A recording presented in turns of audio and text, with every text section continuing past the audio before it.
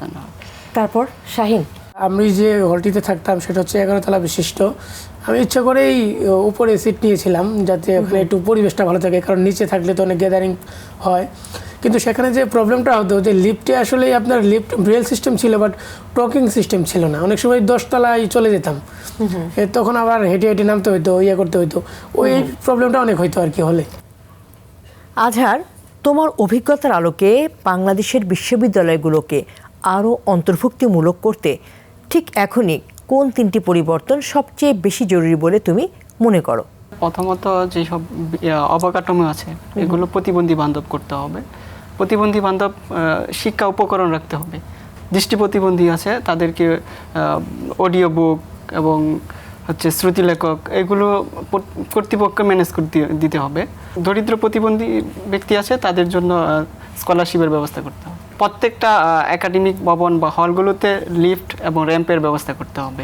বিশ্ববিদ্যালয়গুলোতে যারা কর্মচারী কর্মকর্তা আছেন তারা প্রতিবন্ধী ব্যক্তিদের প্রতি ফ্রেন্ডলি আচরণ করতে হবে। তার মানে তাদেরকে প্রতিবন্ধী ব্যক্তিদের প্রতি সমমিতাপূর্ণ একটি আচরণ যেন তারা করেন, সেটা তুমি চাও।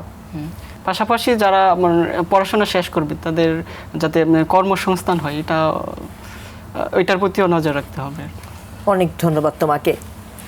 শাহিন মিয়া, একই প্রশ্ন তোমার কাছে, যে বিশ্ববিদ্যালয়গুলোতে আমাদের যে প্রতিবন্ধী শিক্ষার্থীরা আছে তাদের জন্য আসলে বিশ্ববিদ্যালয়গুলোতে কী কী সুযোগ সুবিধাটা এই মুহূর্তে তৈরি হওয়া খুবই জরুরি যদি আমরা অন্তর্ভুক্তিমূলক একটি পরিবেশ নিশ্চিত করতে চাই? বিশ্ববিদ্যালয়গুলোতে বর্তমানে এখন যে অবস্থায় আছে এগুলো আসলে প্রতিবন্ধী বান্ধব নয়। প্রথম যেটা বলবো যে উনিও বলেছেন আসলে একই ধরনের বিষয়গুলো আমরা ফেস করি। তো প্রথম হলো অবকাঠামোর যে বিষয়গুলো থাকে, উনি লিফট র্যাম্পের কথা বলেছেন, এগুলো ক্লাসরুমেও থাকা মানে ক্লাস যেখানে ক্লাস হবে এবং যে হলে আমরা থাকবো সেখানে। এছাড়া হচ্ছে যে ওয়াশরুমের যে বিষয়গুলো থাকে, যারা হুইল চেয়ার পার্সন তাদের জন্য কিন্তু এটা খুবই একটা প্রবলেমের বিষয়। এই জন্য এই বিষয়গুলো কিন্তু আমাদের মানে অবকাঠামোর ক্ষেত্রে নজর রাখতে হবে, যেন অনেক ওয়াশরুমগুলোর ভিতরে যেন অনেক স্পেস থাকে, হুইল চেয়ার নিয়ে যেন আসা যাওয়া করা যায় এরকম। আর আপনার যারা দৃষ্টি প্রতিবন্ধী স্টুডেন্ট আছেন তাদের জন্য যেন ব্রেল ব্লক যেটা টেকটাইল সেটার ব্যবস্থা যদি হলের ভিতরে করা হয় এবং কি ক্লাসরুমে যে বাইরে যে ইয়েগুলো আছে সেখানে, তাহলে কিন্তু আমাদের জন্য চলাচলের জন্য খুবই সুযোগ সুবিধা হবে। এছাড়া শ্রুতি লেখকের যে প্রবলেমটা আমরা নিজেরাই যেন চুজ করে নিতে পারি, আর বিশ্ববিদ্যালয় যেন এটাকে ভেরিফাই করে দেন, কিন্তু নেওয়ার ক্ষমতাটা যেন আমাদের হাতেই থাকে।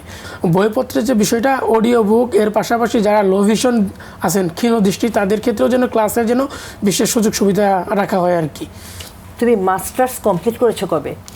আমি 2019 সালে আমার মাস্টার্স কমপ্লিট হয়েছে। তারপর থেকে চেষ্টা চলছে চাকরির, তাই তো? জি।